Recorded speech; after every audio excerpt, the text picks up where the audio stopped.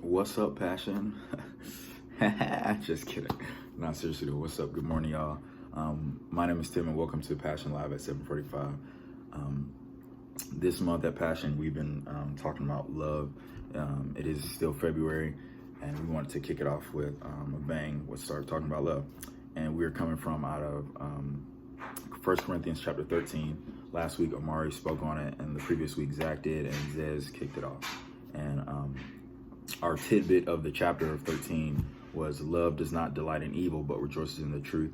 And obviously we had to hit you guys with what the true meaning of what love is.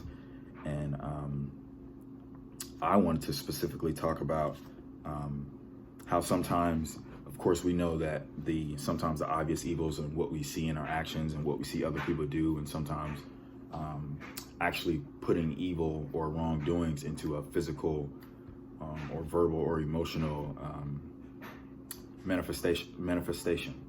And sometimes I think we can sometimes forget that evil can be in our minds and in our head spaces. And I was like, so what about when we sometimes delight in evil of our minds and of our thoughts and everything like that? And I think sometimes that can get overlooked, and we don't think about that, or we don't talk about that enough. So I was like, what are some examples of how I could delight in evil, or what are some of those examples of how somebody could do that?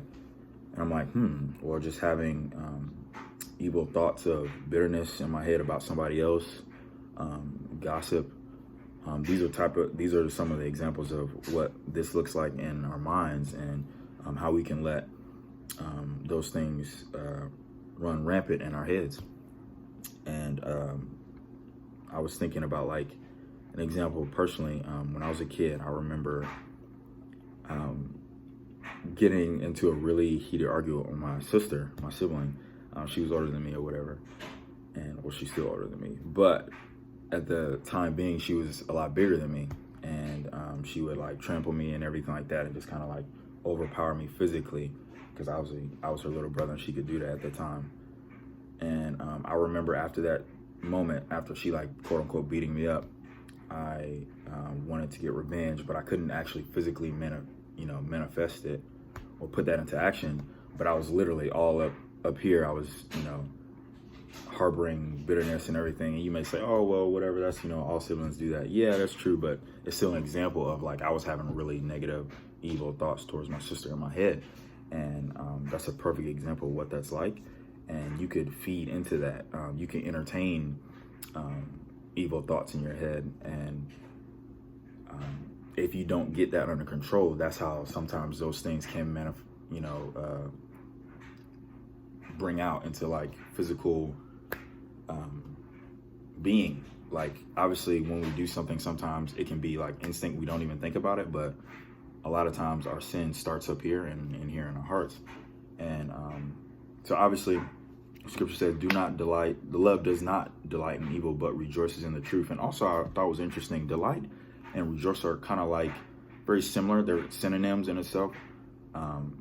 So it says, love does not delight in evil, but rejoices in truth. So obviously, we know what that's like in an example in our heads. So what is that like on the opposite end of the spectrum? So what is it like to rejoice in truth? Obviously, we have to know what truth is. And we know that Jesus personified is, Jesus is the personification of truth. Him and his embodiment of everything that he is truth, he is love. And so I wanted to personally read something out of 2 Corinthians of what we do when those evil thoughts come and everything like that, and we let the evil sometimes take over our minds. And some people may think, well, how do I fix this that's in my head of like evil that I'm trying to get away from? 2 Corinthians 10:5 says, we demolish arguments and every pretension that sets itself up against the knowledge of God. We take captive every thought to make it obedient to Christ. So therefore, I give us an outway to say, look, these thoughts that I'm having, even though I can't actually physically see them, or somebody else can't physically see them. So sometimes that even makes this think it's okay because, oh, well, I'm not hurting anybody. I'm gonna just have it in my head and in my heart. And that still counts as sin, as wrong. And it says we demolish arguments and every pretension that sets up against the knowledge of God, and we take every thought captive and make it obedient to Christ. And I want to hit you guys with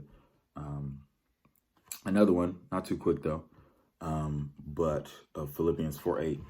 And I kind of like to counter these things. I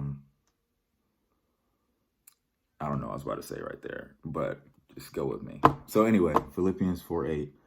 Now, dear brothers and sisters, one final thing. Fix your thoughts on what is true and honorable and right and pure and lovely and admirable. Think about things that are excellent and worthy of praise. Rejoice in that. So I just want to leave you guys with, remember that, take these thoughts captive, rejoice in the fact that you have something to counter these evil thoughts and these evil, if you may struggle with these things, or if you may or once had a evil thought come your way or anything like that, that there is hope in that and you can counter them. So I hope you guys enjoyed this little tidbit of mine. Hope you guys have a great day, and we'll see you next time.